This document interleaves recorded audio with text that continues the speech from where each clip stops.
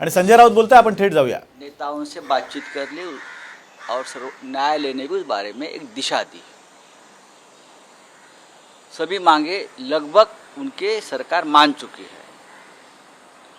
फिर भी महाराष्ट्र का राजनीतिक और सामाजिक माहौल खराब करने की कोशिश कोई कर रहा है।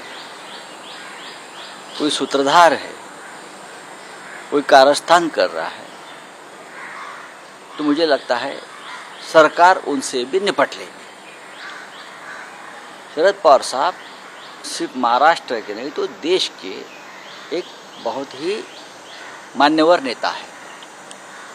उनके साथ उनके घर पर जाकर इस प्रकार से व्यवहार करना ये हमारी संस्कृति और संस्कार नहीं है। लेकिन कुछ लोग अचानक से नेता बनकर उभर आए हैं, उनको एक पॉलिटिकल पार्टी से विशेष ताकत कुछ लोग दे रहे हैं, तो ये ठीक नहीं है। राजनीति में उलटफेर होते हैं,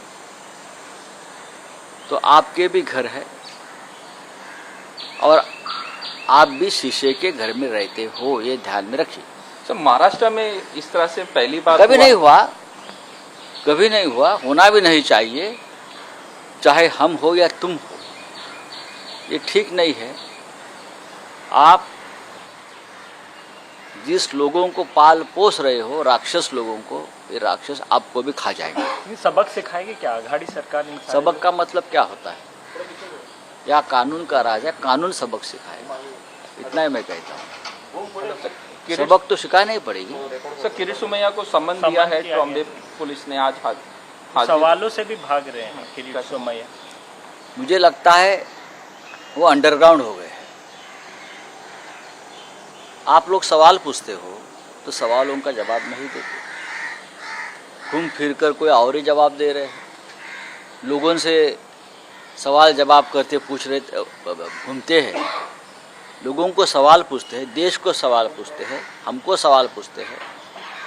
और जब आप पर ये बात आई है सवाल पूछने की तो आप भाग रहे हो।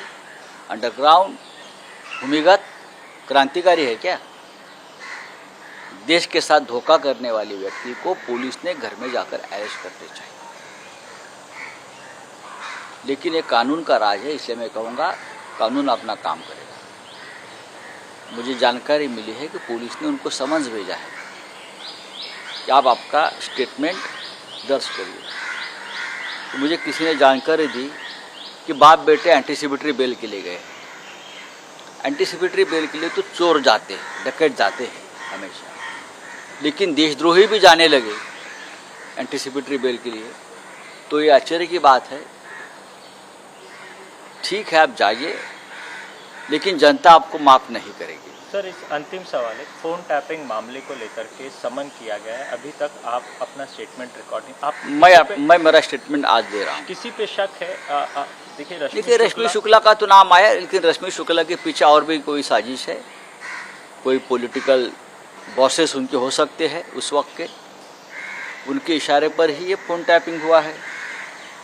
रश्मि शुक्ला तो उस वक्त यहाँ के जो राज्यकर्ता थे बीजेपी के, उनके कार्यकर्ता के रूप में काम कर रही थी, सबको मालूम है। होम मिनिस्टर देवेंद्र जी के हाथ में था उस दौरान। तो मैं किसी का नाम नहीं लूँगा, वो आप जांच में सब सामने आ जाएगा, तो ठीक है, देख लेंगे। किरीट सोमैयाला संबंध पाठवलाय काय?